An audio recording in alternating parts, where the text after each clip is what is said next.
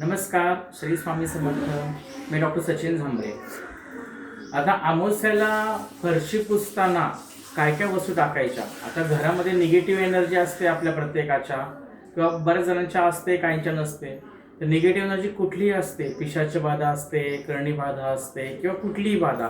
तर घरातली negative energy कमी करण्यासाठी एकदम सोपा उपाय, अमावस्या आणि पौर्णिमेला जेव्हा तुम्ही फरशी पुसता तेव्हा त्या फरशी पुसताना गोमूत्र थोडं त्या पाण्यामध्ये टाकायचं.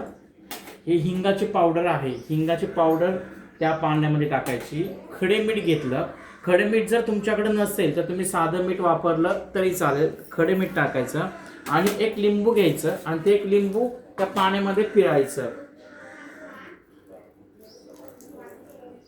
तुम्ही हे पाणी स्वच्छ एकदम सगळं मिक्स करा. तुम्ही ह्या वस्तू आपण टाकल्यानंतर पूर्ण हलवा, ते पाणी मिक्स करा आणि ह्या पाणी तुम्ही तुमची फरशी पूर्ण पुसा.